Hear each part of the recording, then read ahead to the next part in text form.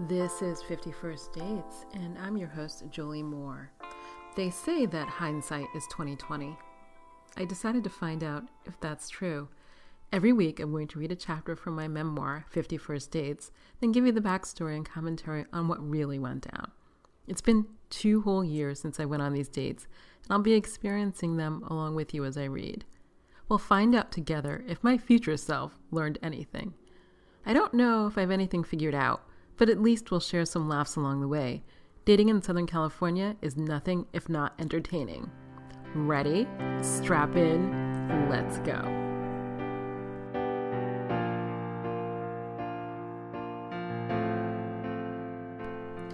Hey, it's Jolie Moore. I'm about to read chapter 9, and from the title, I will emphasize that it's been a year, and I'm reading this along with you, and I know what happens at the end because I was there, but it's so weird. A year is a long time. Not really, but in terms of dating, it's like dog years dating, and it's really interesting to think and remember about this, because my recollection as I go along seems to have zero relationship to what I documented simultaneously with what was happening. And it's been interesting. This date, well, I'm going to tell you what I think happened. So there's this guy, who knows what his name is? I'd have to go look at my phone again. But I called him the Zen Guy. And to be frank, I don't even know. I think now I'd probably swipe left on him. I don't even know why I swiped right. He was weird. He was weird and odd and bizarre. And you gotta wonder, a lot of people live on this earth and not all of them have it all together. By all together, I mean, having a home and a place to live. In retrospect, I wonder if he was homeless. Or just, what is the word I want to use? Transient. One of the weirdest sort of dates I ever had. Just weird. And who knows? I probably overdid it. I think I overdid it in terms of getting dressed. But I have a little, a big cardigan and jacket habit. Actually, yesterday I was on Nordstrom.com buying a jacket. And last week I was on Lululemon buying a jacket. And let me tell you, my closet is 50% jackets, maybe 5% pants, because I only wear black pants, so it's not that complicated. And the other side is a couple dresses. I don't like dresses that much. And I think more jackets. And then purses and shoes. So if it were up to me, I just wear black. And then I'd accessorize it with a jacket of some kind, mostly black. Shoes of some kind or boots of some kind, mostly black. And purses. Actually, purses actually are not mostly black. I do like a statement purse, like a red purse. I bought a purple one this summer because I felt bad because of COVID. And I thought, you know what COVID needs? COVID needs 4 new purses. And so I do actually have 4 new purses. It's ridiculous. My closet, I think I'm thinking about building another shelf because I have really tall ceilings and adding a second purse shelf. Just to not crush the purses, because they're all in little dust bags and they're all full of the tissue paper that they come with, which is great because the tissue paper fits perfectly. And but I recently was looking through for some purse. I was actually thinking about changing purses, but then I started looking at the dust bags and I got overwhelmed because there's probably 50 up there, and so I walked away from that. I don't even know what I want. I've been mostly exercising and I have nowhere to go, so I try to tamp down on designer purses or anything that's expensive that I'm going to just jam in the back of my car. So with nowhere to go, no purses, but still jackets. I really got to cut down on the jacket habit so much. But I'm wearing a lovely sweater on this night. I know exactly what I was wearing. Don't remember a lot about the date, but I had a gray purse. It's a gray Coach purse. I actually really like it, with wood handles, leather wrapped wood handles. I was wearing a lovely cardigan. I love free people. So I see myself as this boho chic person with that sense of style. I grew up on the East Coast and I wear all conservative black clothes. There's not a boho chic vein in my body. But in my head, I'm like this like hippie freewheeling sort of person. So among the jackets or sweaters I buy, I do buy them sometimes from free people, and that's my way to like sort of just woo and be free. So I was wearing a cardigan from Free People, the Coach purse. I was wearing black cashmere and motorcycle boots, which I do love. I love black motorcycle boots. It's like my new thing. And I don't I remember all of that. I remember taking the Uber. I remember so much. So, one of the things that I will do I'm not sure how I'm going to do this, but I think on the podcast page, I will start adding in the pictures because I took, for the most part, it's kind of awkward with a date, be standing out with your phone, like taking pictures and like doing hashtags. So if you're on my Instagram, which is at XO Jolie Moore, JolieMoore, you will see bunches of pictures from dates where they were in Southern California, along with hashtags, and some of them which are also out of the country, but also with hashtags. And so I do have those, but I'm going to like dredge them up because I think at some point I did organize them. And I will try to add pictures on the website. So if you go to joliemoore.com / podcast, all the podcast episodes are listed, and I think I'm going to go in and add pictures so you can see the environs for my date. This date was on Venice Beach. So let's get ready for number 9.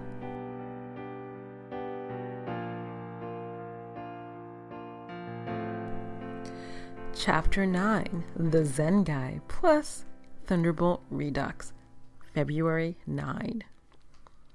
All the way over from West Hollywood to Venice in the Uber, I kept reading and rereading the messages Classic Guy had sent to me the night before. So let's get it out in the open. I'm very, very attracted to you. To be honest, I want your kissable lips on mine the whole night. He'd texted after he'd gotten home. And like every time I'd read it before, a small shiver went through me with those words. The whole night had ended early because I'd liked him. The more I liked them, the less I knew I could give them. Because despite huge leaps in humanity and feminism, Ben still liked the chase. So this is why I was in this Uber riding down Venice Boulevard toward the beach to meet another date, who I call Zen Guy. I'd swiped right and matched on Tinder. Our online messages on the app had been fun and flirty. We'd talked about traveling and our top 10 destination bucket list. So I was excited to meet him in person. Plus, he was cute, of course. Short hair, but I was willing to make exceptions from time to time. It was 7:45 in the evening. I directed the driver to 19th Street in the boardwalk like he'd texted. When I got out of the car, it was dark and deserted. And when the Uber driver gave me raised eyebrows that questioned the sanity of leaving me there, I nodded reluctantly. It was Los Angeles, not Mars. I could walk a block or two and get another Uber if push came to shove. I thanked the driver, slammed the car door, and watched the Nissan slip away into the dark night. I took in my surroundings because that's what smarkles do. I'd seen too many episodes of Law & Order Special Victims Unit to be anything other than observant. Nearly everything was closed and Zen Guy was nowhere to be found, except for Thunderbolt, who was precisely on the dot. Not a single guy had shown up on time. But I'd already ridden some 13 miles in LA traffic and wasn't eager to make the return trip right away. So I decided to wait. "What are you wearing?" I texted. Recognizing faces from online apps, no matter how cute, wasn't my specialty. Especially as what a guy thought was his best picture often wasn't his most current. Zen Guy was the world's slowest texter, and he didn't have an iPhone, so I had to wait for the green message bubble to appear. There were no dots to tell me he was typing.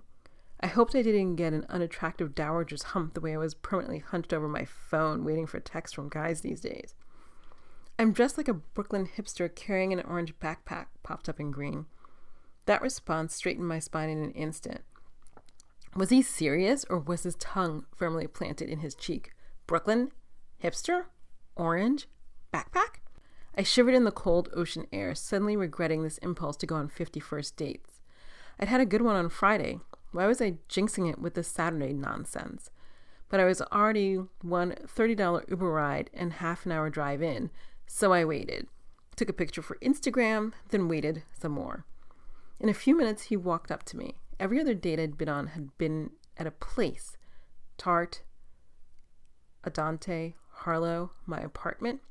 This walking up was, well, odd. But hey, I was the cool girl, right? I could go with the flow. Jolie? It was him. I was kind of disappointed.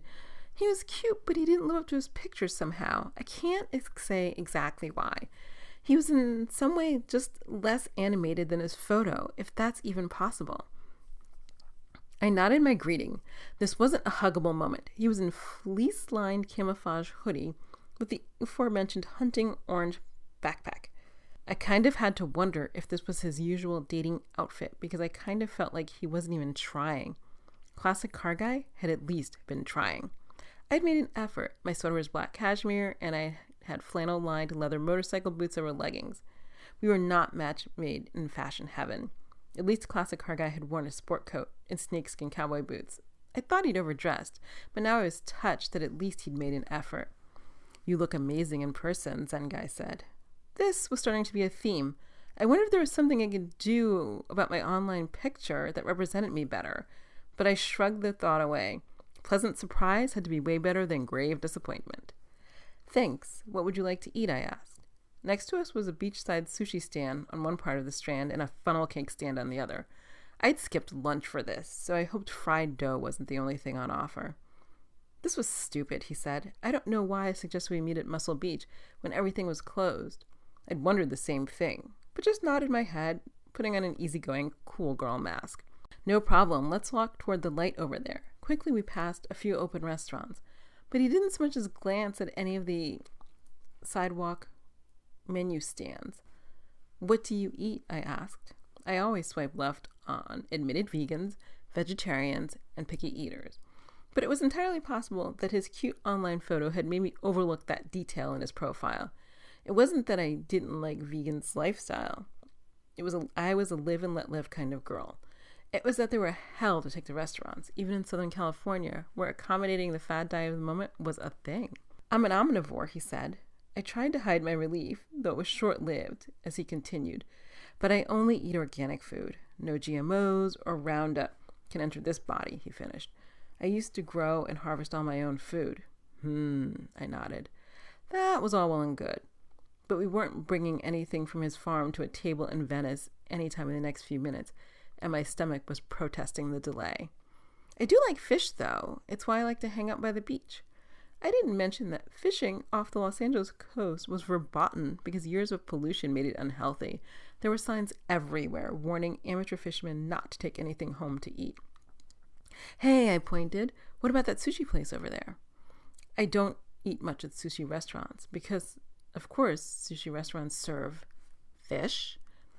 I didn't go down that rabbit hole. Instead, I took the lead, walked a few steps to the establishment, and asked the hostess for a table. Whether he followed was up to him. He didn't protest. I can probably find something to eat, he said as he weaved his way through the busy tables.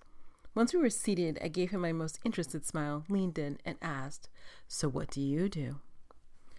It wasn't the most genuine I'd ever been, but we had at least a couple of hours together, and I wanted to make the best of it. I travel the world instructing people on spiritual traditions, he said. I'm famous in many circles for my knowledge of indigenous peoples of the earth. But I really can't talk about it.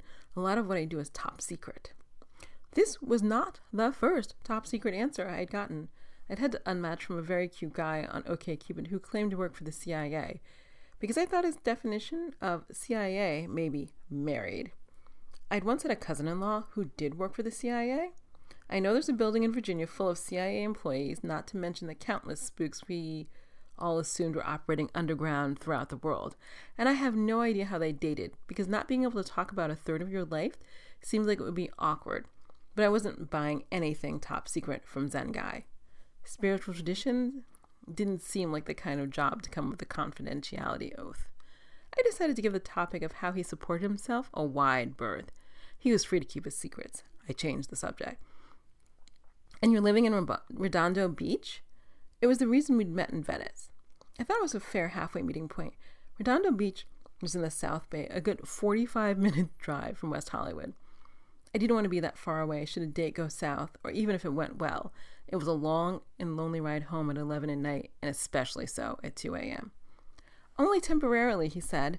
I had a crash pad with a couple of roommates. One of the guys is in a wheelchair, and I'm helping him out a bit. I don't really have one place I call home, although I have to go to New York City next month for a dentist appointment. I didn't mention that this was the biggest non sequitur, nor that there were thousands of dentists in Los Angeles. I'm thinking he knew that. And crash pad? Whatever chance he'd had of getting laid went up in smoke like steam coming from the rice warmer behind the sushi shops. I didn't do crash pads and roommates. I'm not against either in theory, but I'm developing a few rules as I go about this dating thing. First, I haven't been back to a guy's house. I'm not one of those people who's worried about a serial killer at every turn. But I feel like there are 100 ways, or maybe just a handful of ways, a visit to some unknown man's house could go sideways. Add in more people I don't know, and I couldn't find a way any of that crash pad stuff would make me feel comfortable. The second reason he wasn't getting laid? He didn't pass the Tiffany Haddish test. On an episode of Jada Pinkett Smith's Red Table Talk, Haddish had spoken about her weird hobby of taking pictures of penises or keeping notes on them or something that involved a catalog of cocks she'd known. That part, though a bit bizarre, wasn't what really had stood out for me.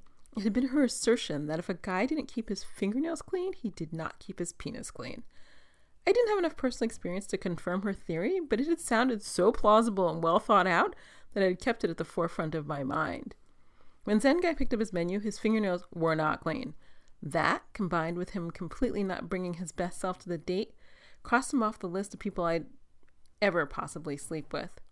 Fortunately, the waitress appeared then, so I didn't have to get any more specific on the crash pad. Bubbly and effervescent, our server asked for our drink orders. I got an Arnold Palmer, half unsweetened iced tea, half lemonade.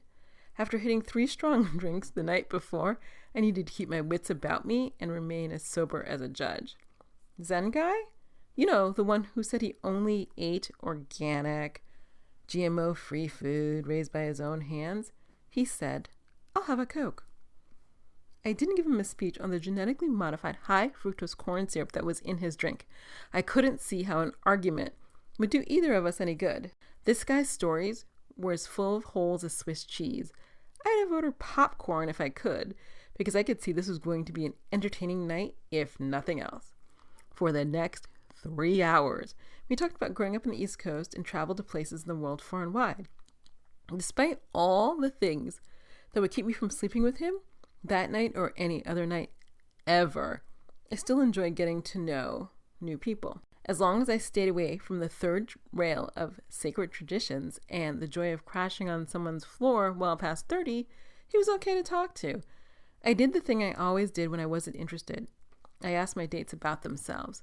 Men love to talk about themselves. It keeps the focus away from me and the chase they love so much.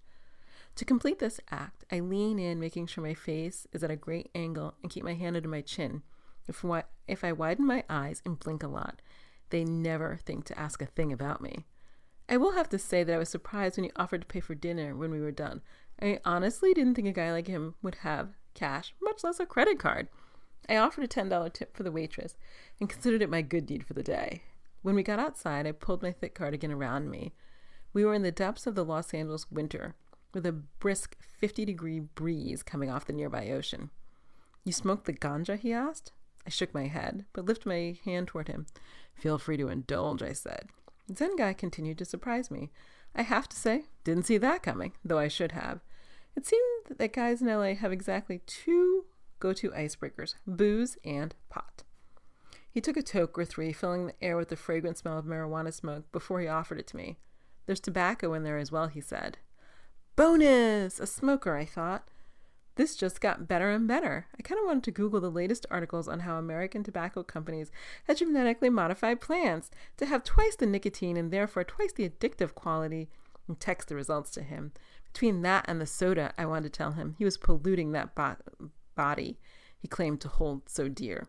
But I demurred. Maybe he'd get an earful from his New York dentist. So I'm going to go, I said, pulling up my phone from my purse. In seconds, I'd pulled up the rideshare app and was summoning a car. It was great meeting you, he said. I gave him a swift hug. He went in for a kiss. I wonder if it was the mouths of Tinder dates that had me fighting back this cold I couldn't quite shake. You are really cute, he shouted through the door as he closed me in the blue Nissan Versa that would take me home. As the driver made a U-turn away from the ocean and toward my place in West Hollywood, I settled in for the 30-minute ride, trying not to feel too sorry for myself. Friday's date had still been amazing, even if I turned into drinky girl. Saturday had been a total bust. I fingered my phone again, bringing up Classic Car Guy's texts. I was nervous, he'd typed, after he'd texted me about having a great time. It reassured me that maybe there was a chance that I'd meet a great guy who was as into me as I was into him when I was ready. When I could be a girl who could express her feelings on the spot and not hours later behind the screen of the phone and the protection of the little blue bubbles. While the driver was cruising his way up Fairfax Avenue, my phone buzzed. It was Zen Guy blowing a kissing emoji, accompanied by the words, "Nice meeting you." My phone vibrated against my thigh again. The next text was from Zen Guy. It was a bathroom selfie of him, shirt lifted at one shoulder, an almost perfect mimic of 6 of the top 10 selling romance novel covers. And there was nothing wrong with the physical merchandise. He was ripped. Something between top secret spiritual missions and despite the 2 Cokes he'd had, he had time to work out. "Trade you a pic for a pic," read the caption. I didn't delete it because a girl can always use a little man candy, but there was no way in heck I was going to respond to that request for nudes. I'd seen that ploy one time too many. I was old enough to know better. Once I sent a picture of my tits, I'd never be able to control where that snapshot went. I ignored that and vowed once again not to stare at the last of Classic Car Guy text for the 1,000th time. I turned the phone over in my lap, and it buzzed again, this time from a New York City mobile area code. It took me a second, but the number was quickly replaced by my date from 2 weeks ago, Thunderbolt. "Did you get the massage at the place on La Cienega?" I looked out the car window at the glowing lights of the windows at Park La Brea complex as I tried to remember the last conversation I'd had with him. Then I remembered that he'd like to indulge in massages of all kinds across the Southland, both the legal kind and the not-so-legal happy ending kind. Then I smiled big because the universe had just dropped something great into my lap, my do-over with Thunderbolt. "Oh God," I finally responded. "Not yet. I cashed in a gift card last week for some place in La Brea." That part was true. He changed my life in just the littlest way, reminding me that I could enjoy a small indulgence like a massage during work hours. It had been good. "But she's the best," he said, vouching for his preferred massage therapist at a place on La Cienega in West Hollywood. "Have you been getting your regular?" I asked him. He seemed like a guy who didn't have any qualms about indulging in a little bit of everything. "Nah, working too much," he said. "Need one, though." I flipped through what I remembered of our time together. Most of my memory hadn't been about the conversation, and God knew, after a date with Zen Guy, which had exhausted my indulgent spirit, I wasn't in the mood to offer my untrained hands at massage. "It's on my list," I demurred. "I'm in an Uber right now on my way home. Are you feeling good about your progress?" I asked about the film project he was working on. That I did remember. We talked quite a bit about it as we got to know each other, the little bit necessary to feel comfortable hooking up. "Yeah, actually, screened it tonight," and I'm like, "Oh, just a bunch of tiny things. Like the structure is good, just a bit more finesse." I know this feeling, but I have a friend who says that the perfect is the enemy of the good enough. She said this when I refused to let go of a book, I mused. Well, that much was true. Letting a book out of my hands was the hardest part about being an author, knowing that no matter how long you worked on it, it wouldn't be perfect, drove me bananas. I'd say come over, but I caught a cold, he texted next. "I'm sorry to hear that you're sick," and God knew I was sorry. My fantasies of a rematch were quickly being squelched. I knew without Thunderbolt to distract me, I'd be back in the dark looking at Classic Car Guy's text again. Lord knew that kind of obsessing wasn't healthy for any female out of puberty. "Yeah, bummer. It happens, especially when working 24/7 materialized on 3 little dots on my phone." "I agree, but I overthink projects," I said, returning to the work conversation. I loved creative people, sick or well, hookup or not. "Well, you seem very heady in general," he said, echoing the first time he'd been over, and I'd been too in my head to enjoy the sex as much as I would have liked. "Get loose, baby," he texted next. I totally am working on it, seriously. And I was very seriously thinking about it. I did not want a repeat performance of Friday, me indulging in too many drinks and still not able to tell a guy that I found him attractive, that I liked him much more in person than I had even over days of texting. It harkened back to the insecure 17-year-old I'd been and the insecure 25-year-old who'd signed up for more than a dozen years of an emotionally and physically abusive relationship. I wanted to be anything but that girl again. Nice, Thunderbolt typed, jolt me back to the present and my vow to loosen up. It's a very current goal, I said, Friday night's drinky girl scene at the forefront of my mind. All good, I'd bone you, anyway, but glad to hear. I'm totally up for that, I said, because suddenly I was very much up for that. A good hour or two of indulging in pleasure and thinking about all the ways I'd effed up my life from the day I'd married my ex years ago through last night at the bar around the corner. Alas, you're too sick now, I asked, knowing I was baiting him, knowing that his baser instincts would very much override his common decency to not spread germs throughout the city. Says the girl at Fairfax and 3rd, I typed after I looked up to see just how close I was to my place and his. That first night, we discovered that we'd lived less than a mile apart. I mean, I'd like to fuck you, but I don't want to get you sick. But it was as if the winking dots were showing his weakness. As I'm getting over a cold, I'm not sure I care, I'd said. And I didn't. I was so over the virus that I'd been trying to shake for nearly 2 weeks. Even if we somehow recontaminated each other, it would be worth it. Like I knew he would, Thunderbolt relented. Okay, want to come over and get fucked?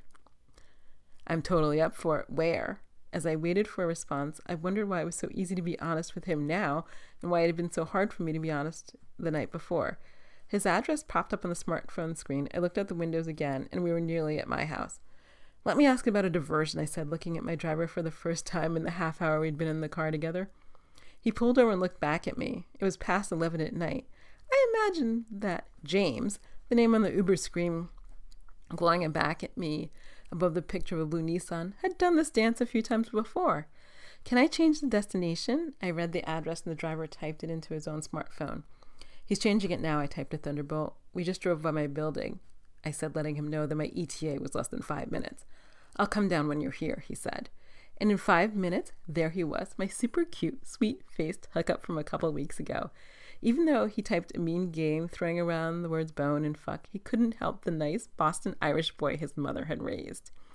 He held the door for me. He offered me the bathroom, water, a seat on his couch, even cold medicine. Sometime between getting me there and getting comfortable, the lights had all gone soft and he'd lit candles. The things I'd remembered about him did not disappoint. He was a generous lover, but still whispered his desires. With the cold blocking my ears, it was even more difficult to hear this time around, but somehow we worked it out.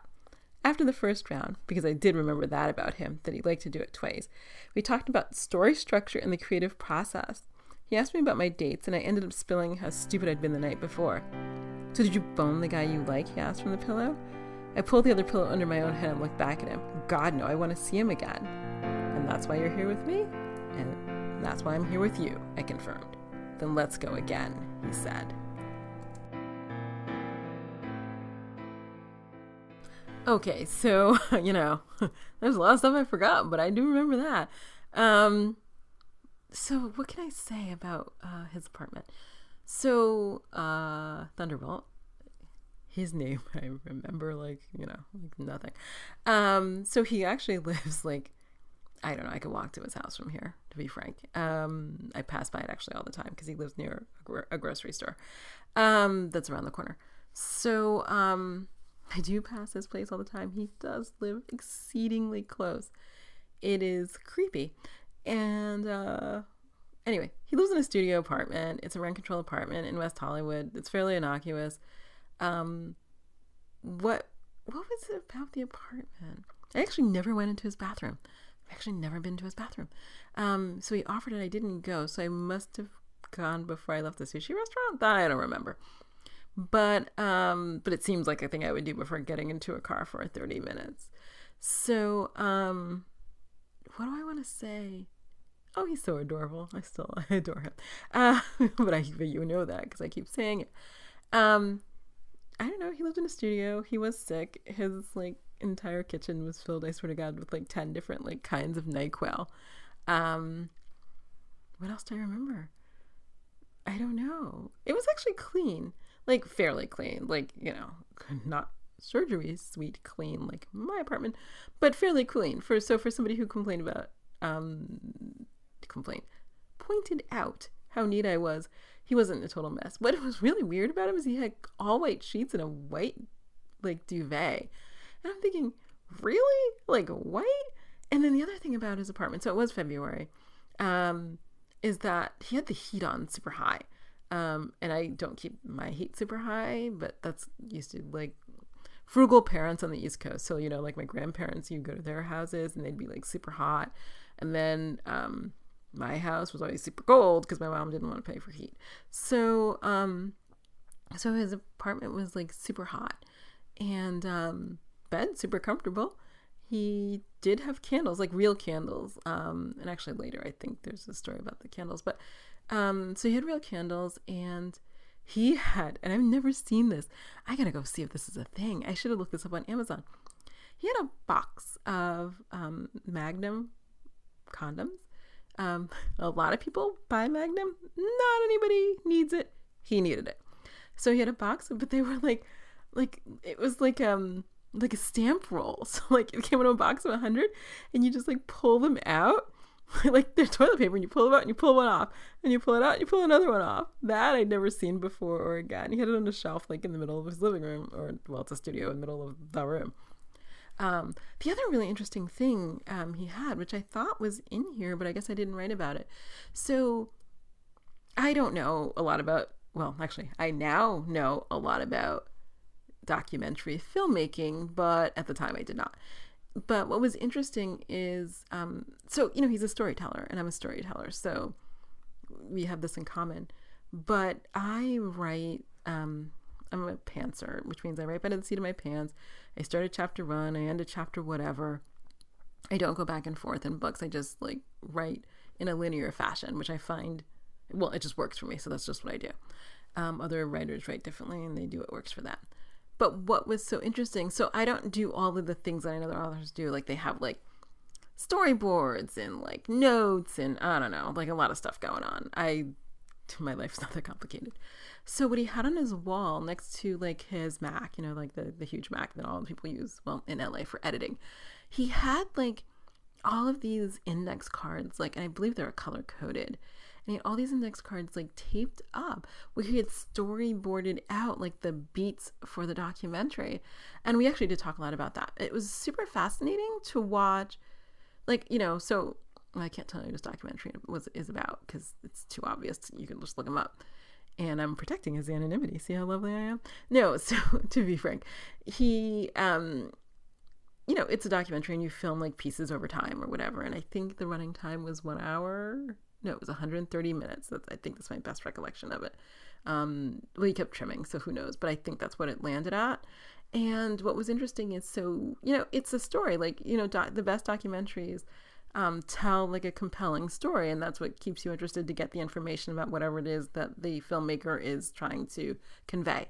So what he had on his wall were the beats for the story that the documentary was trying to tell. And it was like, oh, wow, that's so interesting, because I'd never thought about how to put a documentary together. Like, I know people who put, films together, but there's a script and, there's a story, and you don't have to like, you pick which scene is the best or which cut is the best or which angle, the actors are the best or whatever that is. But there is a story to follow because there is already a screenplay. So making a documentary, you have to, I guess, decide either before what you think the story is going to be and then film and then see if that indeed is the case, or film all of these things and then put them together into the story, which is how he did it, I think. And it was actually really super fascinating and super interesting.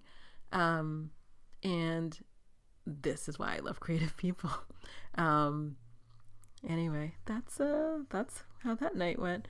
It was a good night. I got no complaints about how that night. The date was a bust.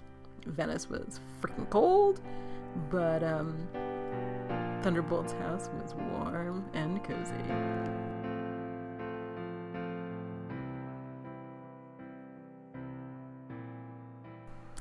I'm Jolie Moore, and this has been 51st Dates, the podcast. If you enjoyed listening, I hope you'll share, rate, and review it on Apple Podcasts. It will help others find the craziness that is dating in Southern California. Also, please hit the subscribe button on your podcast app. If you'd like to read ahead, my memoir, 50 First Dates, is available wherever books are sold. A link is always included in the show notes. I'm also a romance writer. If you want to know more about my books, please visit joliemore.com for more information. You can also follow me on Instagram at xojoliemore and on all social media at the same handle, xojoliemore. Thanks for listening, and I'll be in your ears next week.